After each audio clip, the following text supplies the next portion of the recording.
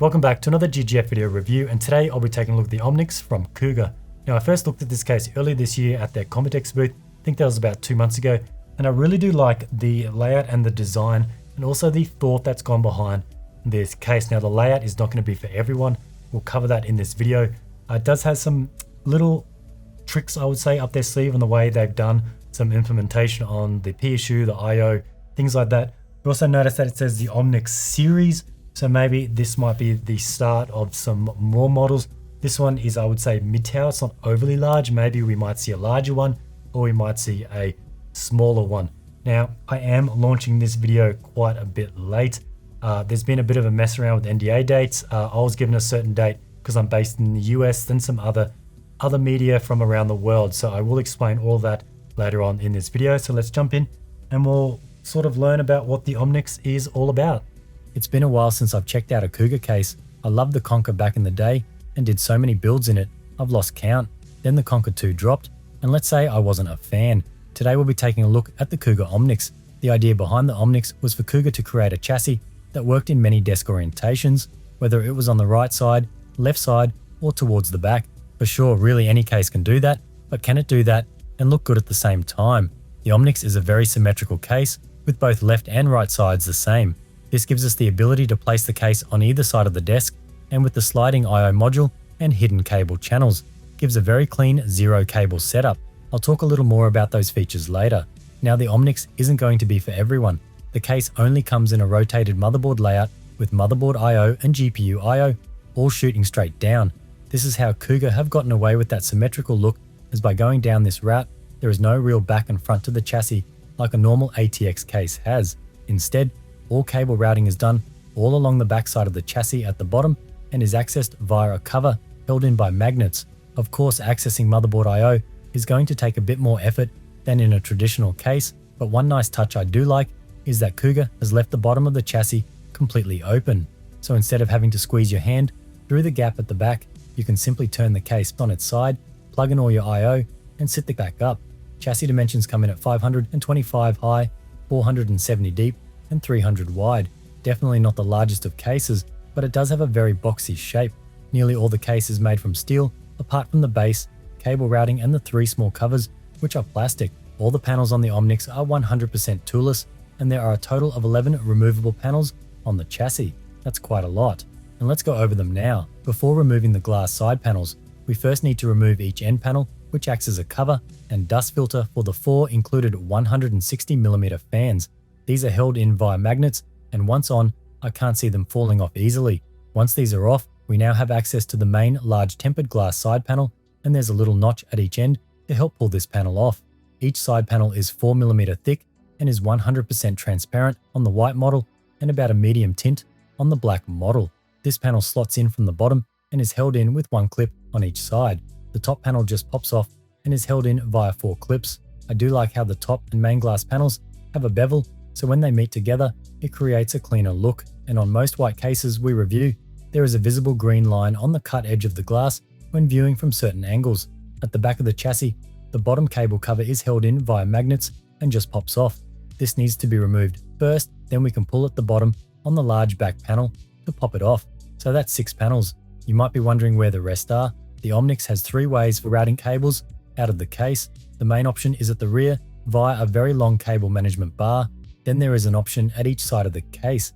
At the bottom on each side, there is a little removable cover for said cable routing. This part is to be used if you don't use the rear cable routing. By default, the routing channel is set up for the chassis to be on the left side of your desk, if not using the main cable routing at the back. If you wish to have the chassis on the right side and wish to use the end cable routing, you need to remove the cable channel and install at the other end. The remaining removable panels are really for aesthetic purposes, and these are the trim pieces on each side and the top. In the Cougar documentation, these are personalize your build with a near endless choice of customizable covers. I will reach out to them and see if they will have different options available to purchase, or if it's up to the end user to customize these themselves, as the ones in their documentation look pretty sick. I must admit, with all panels off, the case is still really rigid with little to no flex at all. Before we jump inside the chassis, let's take a look at front I/O, and this area is rather interesting. For ports, we have 4 USB 3.0 Type A, 2 USB Gen 2 by 2 Type C, and an audio combo port. This amount of I/O is quite impressive for a case in this price range, and further to this, I think this next part is quite brilliant. Now, not all motherboards will have dual Type-C front panel headers, or even dual USB 3 front panel headers, but what Cougar have done is they've halved the I/O with front panel headers, one of the Type-C, 2 of the Type-A and the audio, then the remaining ports have standard rear motherboard I/O USB and Type-C, and as the motherboard's rear I/O is already inside the case, these cables can just plug in out of sight. Another neat touch here is that the whole front I/O module can slide.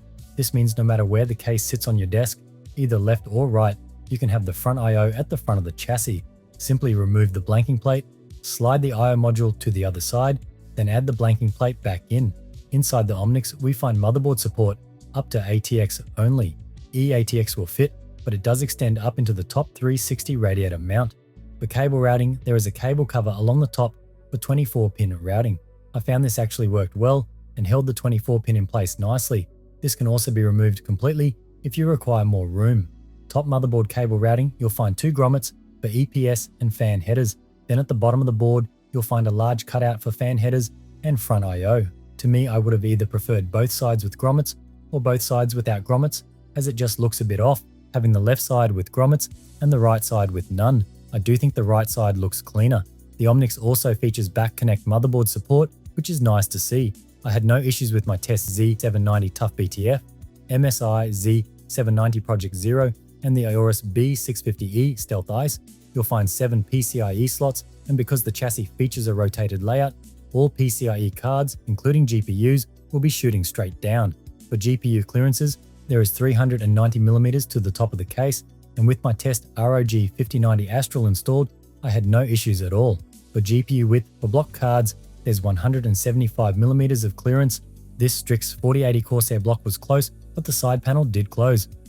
The whole PCIe area can be rotated, and in a traditional case, this is what we call a vertical GPU layout. But seeing this layout is rotated, this rotates the GPU clockwise 90 degrees, giving us a full view of your video card, and not just the side. Overall, this worked fine, and GPU wobble wasn't too bad, as you have to remember, there is no bus support. For this setup, a riser cable will need to be purchased separately, and I used a link-up 30cm one. For air cooler height, there is 165mm of clearance. Cougar includes 4 pre-installed 160mm RGB fans in the Omnyx, which I think is pretty good.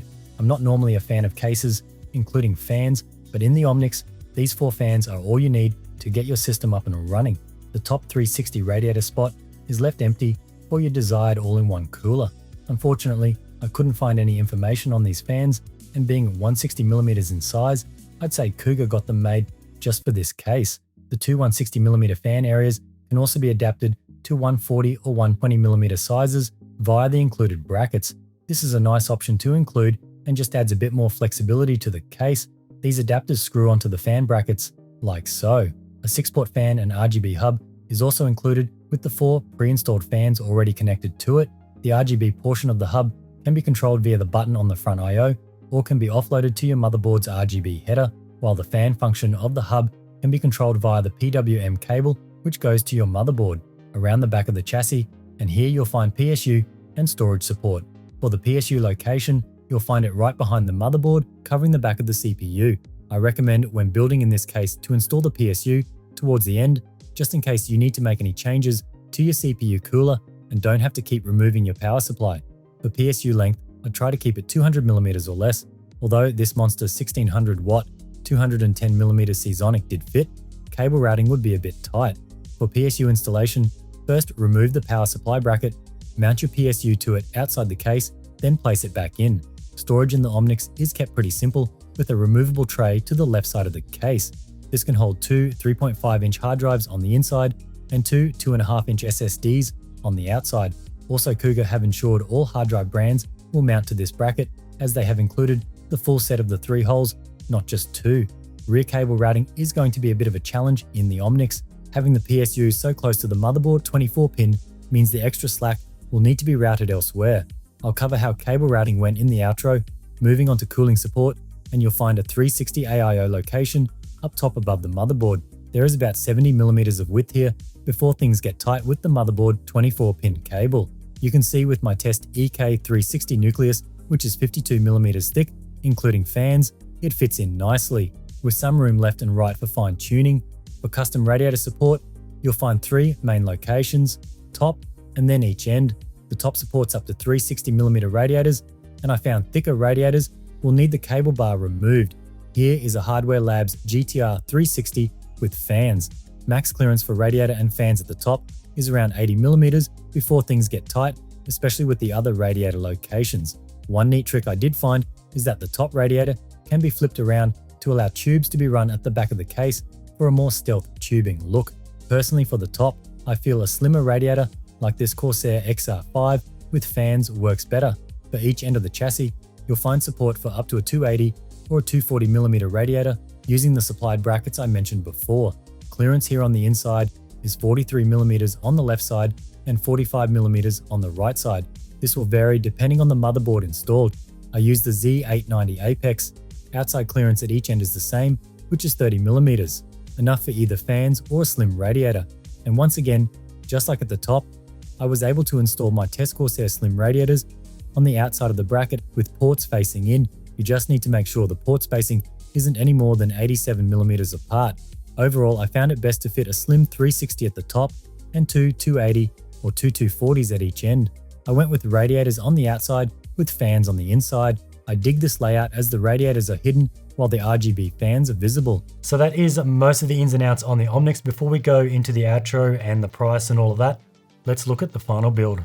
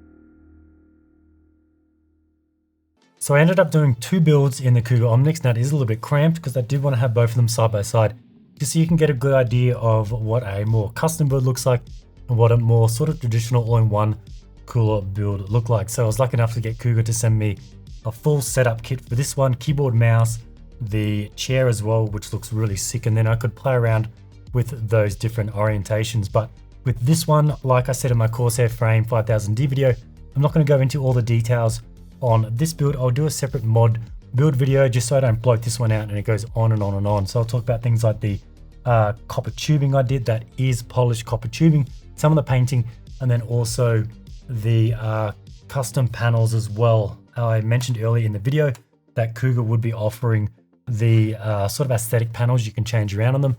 I'm still reaching out to them about that. It's on their website about endless possibilities for their panels, but I can't see anywhere you can purchase them. I made up a lot myself. I vinyl wrapped the stock black one. I made some fabric ones. I even made some wood ones. So in the mod build video, I'll talk about all of that and how you can make those up. Now, rear cable management on each of the builds was really good. I didn't use a very, very large PSU. I would say it was about a medium size, so it wasn't so bad. I guess if you had a 1500 watt going up the top, things might get a little bit tight, but I have plenty of room either side. I'll get some shots up on each one. The white one's a little bit more messy. I didn't want to spend hours and hours of cable management. I don't really think that's right because not everyone is going to do that. The black build I think turned out much easier, but mind you, I spent less time on this one. The build was, I would say, a little bit less detailed in terms of this one. I had much less cable sort of mess at the back, and this one turned out really, really clean on the back. So no issues at all. And even at the back, there was a spot for a pump press combo. I used the Bitspower one, and I didn't even need to remove that hard drive bracket as well at the back. I didn't use any hard drives or SSDs, but I could still put cables behind there if I needed to, but I didn't have any to go there anyway. But that's just an option you can use. Now, my main gripe with this case, it's not really a gripe, it's just the way it's designed, is plugging in the cables for your motherboard, your GPU, any other devices you have. But mind you, I probably did this a little bit more than most people will. So when I was filming this build, I tried different orientations on like the left, the right, the center.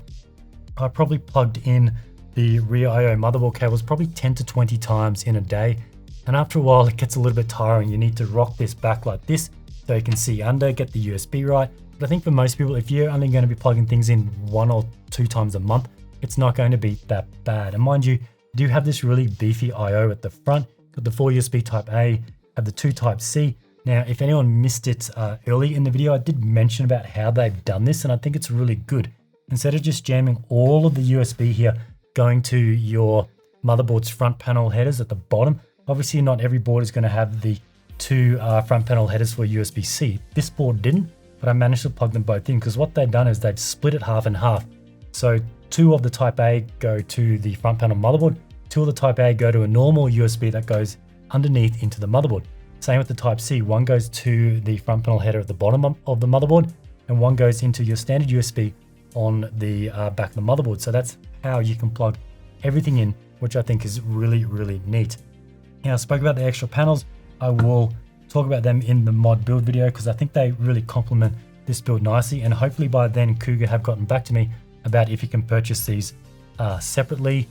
Another thing I used is, or I tested with, was the CORSAIR RM shift. Those PSUs are coming more popular where the ports are, instead of at the end, they're on the side. That worked well. Instead of the connectors shooting straight up at the back, they were on one side, which worked just as well. Now, one thing I do want to talk about is this new all-in-one cooler from Cougar, the Poseidon VizTech Pro, I believe. I don't want to talk too much about it. It is an early model. They said it's not final.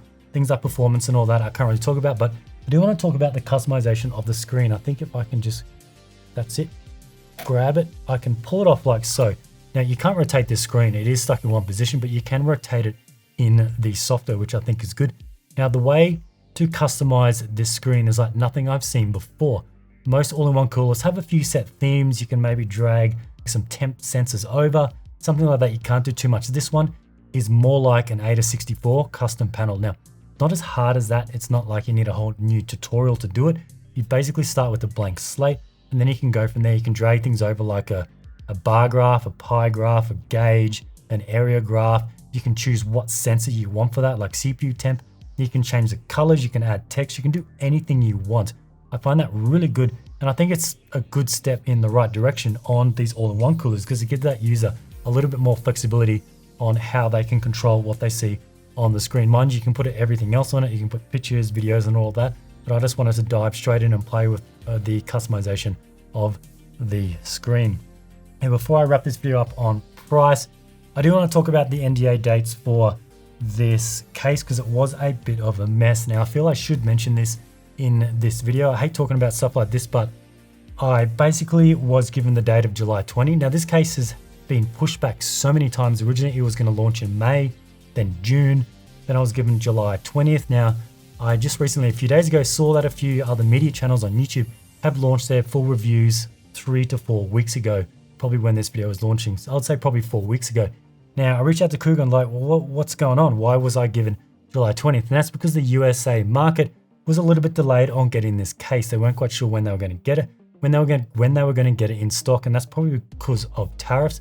But I do feel that's a little bit unfair because my channel is global. Mind you, my largest demographic is the USA, but that means other countries that have been watching this have sort of been withheld this video just for the sake of waiting this to be in stock in the USA. So I kind of feel that the other media channels that did launch this a few weeks ago, their largest demographic probably is the USA anyway.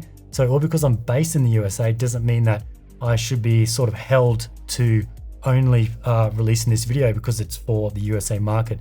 So even when I was in Australia, my largest demographic was the USA. So I kind of was sort of a bit annoyed about that because I worked really hard to get this review out originally. I think May, early June, I did the 2 builds, I did this custom one, I did the in-depth review, and to say that, sorry, we're having issues getting it out, just wait a bit, just wait a bit, just wait a bit, and now I find these other channels have it 3 weeks ago. Now, I'm not getting annoyed at these other channels. They didn't do anything wrong. They were just following what they were given, but I was given a different date. And probably other people who are waiting to release their reviews in the USA are probably in the same scenario as I am. So it is a little bit shame. I can see where Cougar are coming from because obviously they don't want to launch a product where it's not available in the US because I am in the US, but I do feel that I could have sort of helped out the other countries who are or do have this in stock ready to go. For the USA, I could have just said, look, it's going to be launching or it'll be in stock sometime around this date. Stay tuned for that because Cougar have already launched this case on their Facebook. It's all over their website. It's pretty much everywhere. And here I am. I'm still waiting to be able to release this review. And finally, here I am and you are watching it now. So with that out of the way, I really do like this concept of this design. It's not going to appeal to everyone. I think it's something different, a little bit unique. It does give you those 3 options. You can have it left or right or at the back of your desk. Now coming down the price, you're looking at $139.99 US. So basically bang on 140. Now I think that's pretty good because you do get those 4 160mm fans, 1, 2, 3, 4. Now I don't normally like fans that come in cases, mainly because you either need to purchase more, you need to scrap the fans that come with it to something else. But I think because Cougar don't really have a large ecosystem of cooling products, it's probably fine to use these. You're not going to have something else that these won't work with. These are just standard ARGB fans that plug into the motherboard. You can control them that way. And then you can also control them by the case if you want, but I'll much rather control them by the motherboard. And you just got the 360 spot at the top for your all-in-one cooler. They're going to come with their own fans and then you are good to go. So I really do think that is a good price. I would probably be saying a little bit different if it was like a $200 case and it came with these fans. I would straight away be saying, no, drop the fans down or drop them out, and then it would make it much more affordable. But I think $140 for this, if they're an enthusiast or even someone entry level wants to build in this, they don't need to go out and purchase those extra fans. Throw in the all-in-one cooler, and these fans will create a lot of airflow. I do think the case does have really good airflow. I've got these set up as default, so both sides is intake, so in, and then out the back of the 360 all-in-one cooler. But I think that is it on this video. Stay tuned for the mod build video on this one. I'll go over this in detail. I'll probably cover a little bit on this one as well because I really wanted to do this secondary setup to see how it just all went together using the more stock components, see how all their fans went together. And I think the theme of this one, the black and gold, just worked really nicely with this 5090 Astral, just all blended in nicely together. And then the screen on this just complemented it nicely. So stay tuned for that. But anyway, I do want to thank Cougar for finally letting me get this video out. I want to thank you guys for watching, and we'll see you in the next one.